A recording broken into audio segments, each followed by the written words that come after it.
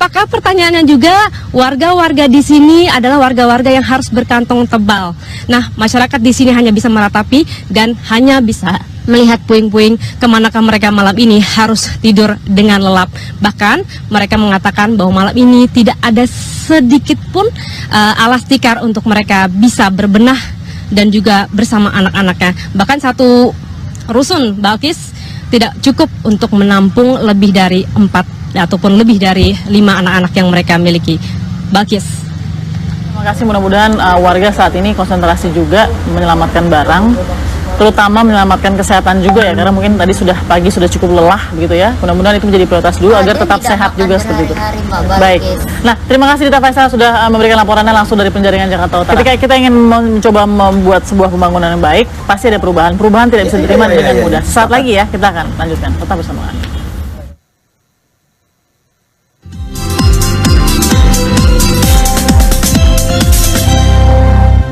Jadi di situ adalah jangan mudah bilang ini penggusuran, tapi bahwa ini ada ganti rugi ya, ibaratnya seperti itu. Kalau orang mungkin berharapnya ganti untung. Relokasi. Ini adalah ganti untung juga. Ini adalah relokasi, sebesar apa untung atau rugi, tapi yang pasti ini relokasi. Kalau sedikit tadi Bang Idrus masih nyangkut ya.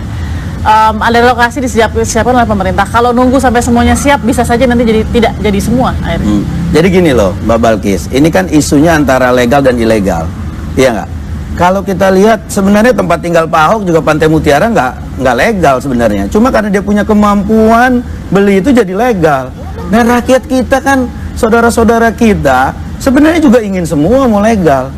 Artinya apa? Mereka kan harus sudah berdaya. dijelaskan bahwa di situ nanti akan banjirop kalau nggak dibikin tanggul. Sekarang kalau saudara kita di kampung akuarium itu Pasar Ikan, kalau punya duit pasti dia beli apartemen. Sekarang gimana? Ekonominya nggak diberdaya. Selama Pak Ahok dari 2014 memimpin, justru ekonomi kita nyusut terus.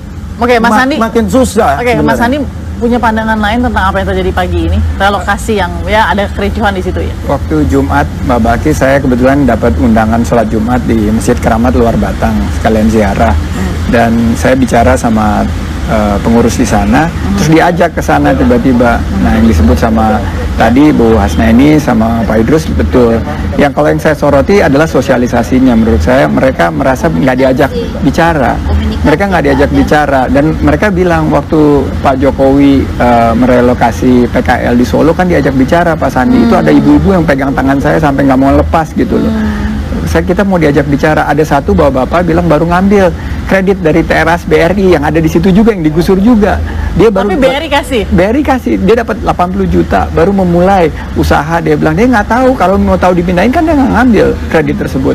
Jadi nanti mata pencarian yang nggak ada, dia nggak bisa bayar cicilan, dia pindah ke dalam suasana yang dia nggak tahu, nggak ngerti kan dipindah agak jauh kan, kasihan mata pencarian mereka turun. Nah, saya menyoroti mungkin sosialisasi yang perlu diperbaiki. Nomor 2, pelatihan-pelatihan kepada mereka yang harus tercerabut daripada ekosistem dunia usaha yang selama ini mereka rasakan gitu loh. Pasti mereka akan merasakan betul-betul keadaan yang sangat-sangat gelap ya, bahwa satu, tidak ada lagi mata pencarian, mereka harus memulai usaha di tempat yang baru, itu butuh pelatihan, butuh modal. Modalnya ini dari mana, dan terakhir biaya hidup yang semakin tinggi karena belum tentu mereka bisa menyanggupi biaya hidup yang terus meroket, terutama harga pangan. Oke, tapi kalau mau measuring, kalau mau mengukur ya, mana yang lebih prioritas? Ini pembangunan yang harus disegerakan atau bagaimana nih dengan manusia sama pembangunan harus gimana? Ini mau ngejar pembangunan. Iya, ini dua hal yang sangat berbeda. Kan pembangunan harus berjalan juga. Tapi kan sosialisasi jangan cuma 2 minggu dong. Mereka diajak bicara mungkin 6 bulan sebelumnya. Ini mau lebaran sebentar lagi, harga-harga pasti naik. Kalau mereka diajak bicara kan mereka bilang, Pak, tolong Pak, kami hanya butuh 3 bulan lewatin dulu lebaran. Jadi kami bisa terawih di sini, kita bersiap-siap, merayakan, dan setelah misalnya lebaran mungkin itu bisa waktunya yang lebih tepat. Itu salah satu dimanusiakan prosesnya, itu sebetulnya yang terjadi. Pembangunan harus terus jalan dan mereka rata-rata mendukung ini semua, tapi mereka minta bagaimana diringankan bebannya. Win-win solution. Win-win solution. Itu mereka rakyat kita tuh amazing deh, benar-benar. Mereka tuh mau ikut membantu dan nggak ngelawan dengan begini, tapi mereka minta dicariin solusi gitu. Itu aja. Oke, kita akan sambung lagi nanti. Kira-kira dari masing-masing Basagub nih yang ada Bu Hasnaini, ada Mbak Sandi, dan juga Bang Idrus. Kalau konsep seperti ini terjadi di Jakarta, dan ini belum selesai kan? Ini masih part 1 zona A kan? Ini masih panjang. Harus seperti apa seharusnya. Sesaat lagi ya, tetap bersama kami.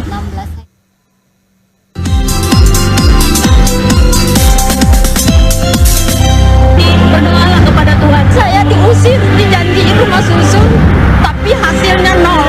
Kami diusir kayak ayam aja. Gak punya apa kemanusiaan.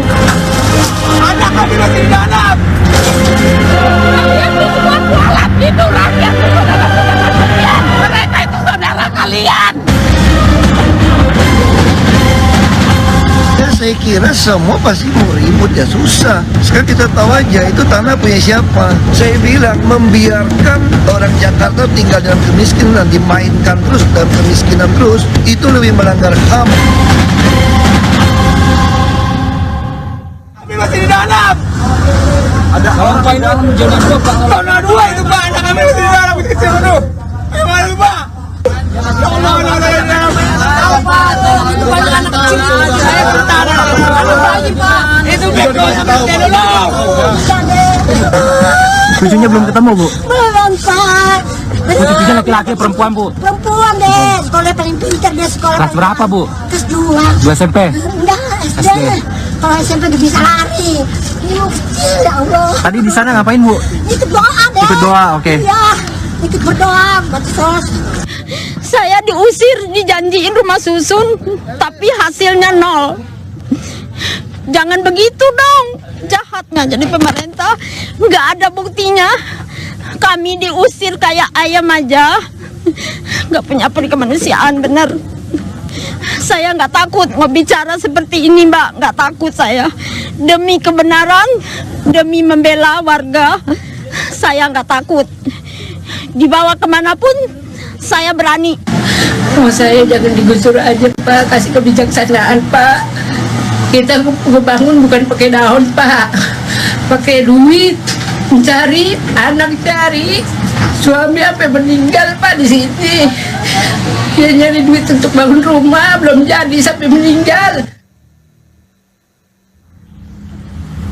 Ya, kita mendengarkan banyak sekali kesedihan di situ ya, keprihatinan yang pasti terasa, apalagi yang sudah kesana begitu. Tapi begini, bahwa ada argumen yang dibangun oleh Pak Gubernur, Pak Ahok begitu ya.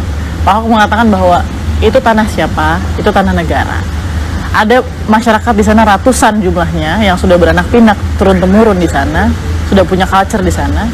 Lalu kemudian Pak Ahok juga dihadapkan dengan posisi saya harus membangun, saya harus bagaimana caranya kemudian saya harus meletakkan juga pembangunan sama pentingnya. Karena bagi Pak Ahok tadi kalau kita quote sedikit ya, dikatakan di awal, kalau kita biarkan juga manusia dalam kemiskinan, berarti potret dari pasar ikan ini adalah kemiskinan. Lalu mau dibiasakan miskin, apa itu solusi? Apa itu solusi? Bang Idrus lah. Jadi gini, saya justru menarik Pak Basuki ini mempunyai terminologi kemiskinannya seperti apa gitu loh, iya kan? Kalau kita punya rumah yang berdiri di atas tanah negara, itu miskin atau tidak? Enggak juga, prosesnya kan panjang. Semua rakyat Jakarta, orang tua saya tinggal di Kalibaru, pesisir pantai, dan awalnya juga kami juga tanahnya ilegal, tapi kita bisa urus. Pemerintah punya program namanya Prona, artinya apa? Menyediakan sertifikat. Nah, saudara-saudara kita di kampung akuarium ini, pasar ikan, oke lah mereka misalkan sampai hari ini ilegal, tapi kan proses yang kata Bang Sandi tadi, Bu Ajasna ini juga tadi, ini kan masalah komunikasi satu. Yang kedua, masalah kepedulian, ketidakpedulian gubernur kita, kondisinya hari ini seperti apa, terus pembangunan ini untuk siapa, apakah harus dikejar saat ini? Anda yakin nggak kalau rakyat diberikan waktu 3 bulan seperti keinginannya, 3 bulan Pak, sampai Lebaran selesai, terus kemudian mereka akan sangat kooperatif sehingga bisa cepat-cepat bangun tanggul? Kita harus percaya, ingat, prasangka kita perilaku mereka. Kalau kita berprasangka positif, insya Allah perilaku mereka juga positif. Mas Andi? Ya, saya sepakat ya bahwa kalau dilewatin Lebaran itu akan sangat lebih memudahkan buat mereka karena mereka kan banyak pengeluaran dan kuncinya itu dialog. Saya lihat Pak Jokowi sukses sekali berdialog dengan PKL dulu, dan waktu saya kemarin ke sana itu ya mungkin saya nggak pernah bisa merasakan kepedihan mereka ya, tapi mereka selalu menceritakan kembali bahwa dulu Pak Jokowi pernah melakukan hal yang sama di Solo, dan itu mereka merasa dimanusiakan, diajakan dialog. Ini yang mungkin tidak terjadi. Nah, ke depan mungkin kan banyak lagi yang harus dilakukan. Dialog harus kita tingkatkan, kita harus dengar mereka, harus cari solusinya. Dan ujung-ujungnya itu adalah bagaimana, kembali lagi yang kita sebut sebagai memanusiakan proses. Betul. Mereka dalam keadaan tertekan, harus kita carikan solusinya. Kalau Mas Andi sebagai Pemprov DKI ya, berdiri sebagai posisi Pemprov DKI pada saat ini terjadi ya, kondisinya aduh ini nggak bisa nih, saya sudah, ini kan program jalannya sudah ada agenda gitu, mau bikin tanggul ya segini, waktunya ini segini, itu saya lakukan program sosialisasi yang panjang karena saya diajarkan di dunia usaha, kalau kita memulai sesuatu itu kan harus bisnis plan, harus ada rencana bisnis. Persiapan saya panjang. tanya sama kebetulan ada Bu Kamsa yang nangis-nangis, katanya suaminya sampai stroke. Saya tanya, Bu, Ibu dikasih tahu kapan? Hanya 2 minggu sebelumnya. Dan mereka itu simpang siur, suratnya itu tidak jelas menentukan kapan-kapan per hari. Tidak sampai pintu ke pintu. Tidak sampai pintu ke pintu, dan dialog itu nggak jadi. Jadi mungkin secara keseluruhan ya nggak bisa nyalain Pak Gubernur Basuki sendiri, tapi ini seluruh aparatnya, Pemprovnya itu tidak memberikan kesempatan kepada mereka untuk mempersiapkan. Kalau mereka lebih dipersiapkan, punya gambaran kapan dan permodalan yang cukup, karena dia pindah juga kan ada biayanya. Oke, Bu Hasna ini? Kalau saya sih melihat bahwa Pak Gubernur punya bawahan banyak loh. Iya, saya dan tahu. nggak semua harus dikerjakan oleh Pak Gubernur. Iya betul, tapi itu semua adalah instruksi dari atas. Tidak mungkin seorang bawahan, apalagi ini isu yang besar, membongkar orang, tidak ada perintah dari gubernur, itu tidak mungkin. Masyarakat bilang orang yang membawa eskavator dan di sana mengatakan kalau kata Pak Ahok ini stop, kita akan stop. Tidak akan. Siapa ada yang mengatakan itu? Ada warga yang mengatakan, semua warga mengatakan di situ. Itu hanya mulut Pak Ahok saja melalui telepon, ini di stop, pembongkaran ini itu akan di stop. Jadi ke depan kalau saya yang terpilih jadi gubernur, saya tidak akan memperlakukan masyarakat seperti itu, dan saya tidak akan membongkar begitu saja, dan saya akan memberikan solusi buat mereka. Saya udah mensosialisasikan bahwa saya akan membangun rusun di tempat dimana akan mereka, kalau soal mereka miskin, oke, kita udah ada program untuk membangun rumah susun vertikal nanti ke depan. Kalau dikatakan banjir, bangun rumah susun, bangun tanggul, sehingga mereka tidak jauh dari mereka tinggal dan bekerja yang selama ini orang hidup sudah bertahun-tahun seperti kita itu. sambung lagi nanti Ibu Hasna ini, Mas Andi dan juga Bang Edo sesaat lagi ya, tetap bersama kami.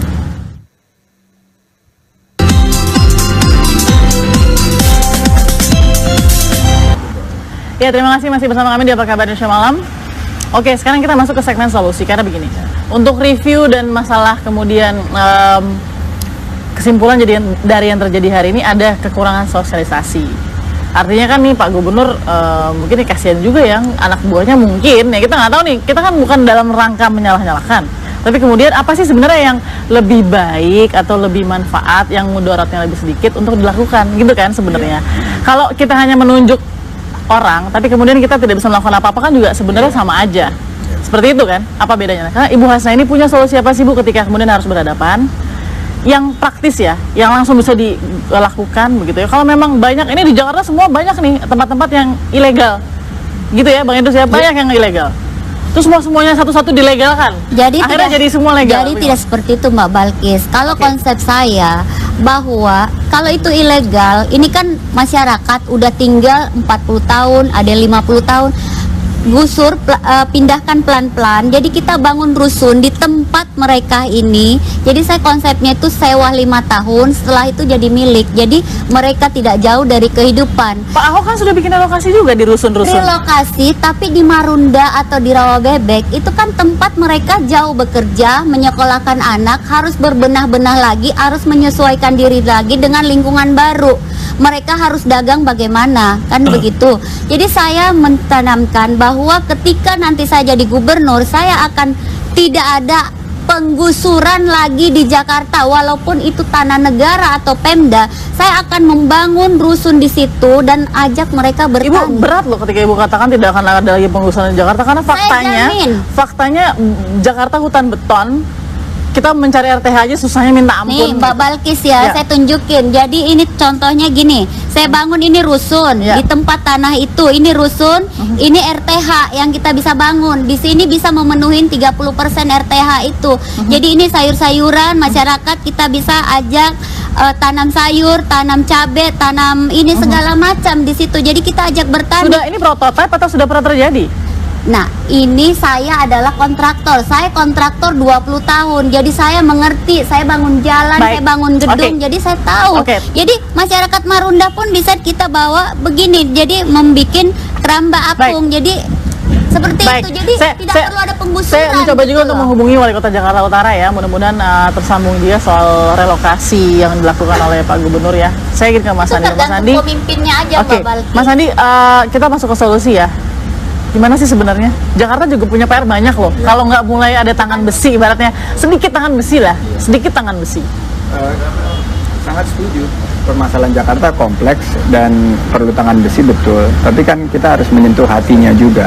Jadi membangun fisik itu jangan pernah meninggalkan kewajiban kita untuk membangun manusianya, dan itu sentuh hatinya. Tapi konkretnya, kalau saya untuk masalah ini, rata-rata rakyat tuh mendukung kok kalau kita kumpulin, tapi kuncinya adalah komunikasi, sosialisasi, dan program yang udah dijalankan itu bagus. Nah, tapi sensitivitas terhadap misalnya kayak Lebaran gitu kan mestinya disuarakan gitu oleh pamong praja di situ, oleh aparat bilang, ini mau Lebaran, tunda deh, ini sensitif sekali. Terus juga ini lagi masalah ketersediaan lapangan pekerjaan lagi sulit sekali kan. Sekarang mencari pekerjaan kan susah. Ini bagaimana kita solusikan mereka yang terpindah agar mereka bisa mendapatkan pekerjaan yang layak. Nomor 2, mengenai biaya hidup yang udah sangat tinggi. Bisa nggak sih kayak dulu zamannya Pak SBY ada program BLT, dikasih paling nggak 6 bulan ke depan kalau mau pindah ada persiapan dana, ya, dana yang disiapkan untuk membantu mereka memindahkan. Karena ada yang bilang ini beca 15.000 satu kali tarik, kalau 10 kali ngangkut barangnya itu kan 150.000. Ini merupakan biaya yang mereka nggak bisa tanggulangi pada saat sekarang gitu. Jadi sebetulnya kalau saya bilang tangan besi boleh, tangan besi, tapi jangan pernah meninggalkan aspek manusianya, karena rata-rata mereka tuh ingin didengar. Oke, dan mau berkomunikasi, justru sangat ingin dialog. Itu rakyat kita, saya salut lah sama rakyat kita. Rakyat kita tuh sayang, ya kooperatif dan sayang sama pemerintahnya, tapi harus diajak bicara. Oke. Nah, Bang Idrus, kalau ketika kemudian Pak Ahok punya juga niatan baik ya untuk mengatakan saya nggak mau juga masyarakat miskin di situ. Artinya nih, ketika orang punya niat baik, saya nggak mau rakyat miskin di sana. Artinya ketika nanti direlokasi, ada yang membantu. Misalkan ini, kita bikin di situ ruang usaha, UKM di situ, kita buka. Pak, harusnya kan pasti sudah dipikirkan. Logikanya, ketika dia bilang saya nggak mau rakyat miskin, berarti yang dilakukan dari relokasi adalah tidak memiskinkan rakyat. Anda sepakat nggak? Jadi gini, pada prinsipnya sebenarnya konteks kemiskinan ini yang kalau saya lihat bahwa Pak Basuki ingin memindahkan itu ke rusun yang lebih jauh di pinggir, dan di sana ada sekolah, iya kan. Terus di sana juga ada tempat pencarian, mata pencarian, ya, dibuka warung dan sebagainya, ada CSR di sana, iya. Tapi gini loh Mbak Balkis, kondisinya benar kata Bang Sandi, Bu Aja, bahwa sebenarnya masyarakat kita itu nerima apa yang dilakukan oleh pemerintah. Artinya tidak akan menghambat? Nggak akan ada, tidak ada yang menghambat. Apalagi dengan banyaknya aparat seperti itu, ya kan, yang menakut-nakuti. Padahal aparat itu juga adalah bagian dari kita juga, saudara kita juga. Ini saya lihat tragedi sebenarnya, konteks berkomunikasi pemimpin kepada rakyatnya. Ini sangat salah. Solusi Anda ketika solusinya adalah bagaimana, kata Bang Sandi tadi, mengajak berkomunikasi. Toh juga Pak Presiden Jokowi kan sudah pernah memberikan contoh ketika di Waduk Pluit. Ada seperti itu? Nggak ada. Iya nggak? Lancar-lancar aja, pindah semua ke Rusun Marunda. Kita juga tenang, tidak ada tokoh-tokoh masyarakat seribut hari ini. Ini kan hanya sesuatu yang mana melihat bahwa saya berani, bahwa saya tegas, gitu loh. Tapi ini kan perang. Bukannya bagus berani dan tegas? Hah? Bukannya bagus berani dan tegas, jangan sama rakyat kecil, sama yang di atas berani nggak? Tuh, ya nggak? Yang lain-lain berani nggak? Nah, maksud saya, kita jangan tajam ke bawah, tumpul ke atas gitu loh. Ini lucu juga, tapi pada prinsipnya adalah kan ada juga mal-mal yang ditutup karena ilegal. Yang mana? Yang di Tebet misalnya. Tapi jalan lagi dulu. Ya, maksud saya kita janganlah mengalihkan yang jelas. Sekarang ada konteks masalah hari ini adalah saudara-saudara kita di apa namanya di pasar ikan, di kampung akuarium. Ini ada solusi. Solusinya apa? Ya kita harus bantu juga gubernur. Karena sudah terjadi hari ini kan. Kita bagaimanapun kita harus berjuang semua. Bang Sandi insya Allah akan bantu, Bu Haja juga bantu, Pak Gubernur juga pasti punya kepedulian. Tapi solusinya adalah bagaimana kita menyelamatkan saudara-saudara kita di sana. Belajar dari relokasi yang sudah terjadi mungkin di Kampung Pulo ya, yang paling besar momen awalnya tuh Pak Ahok pernah bilang kalau Kampung Pulo saja tidak bisa dibereskan maka Jakarta nggak bisa beres. Kalau Kampung Pulo bisa beres maka Jakarta bisa beres. Itu pernah kita kutip dulu. Kita lihat Pulo itu dekat. Oke, kita lihat dulu. Rusunnya dekat. Kita lihat dulu rusun yang kemudian nanti akan ditempati oleh saudara-saudara kita yang ada di Pasar Ikan Penjaringan. Sesaat lagi tetap di Apa Kabar Indonesia Malam.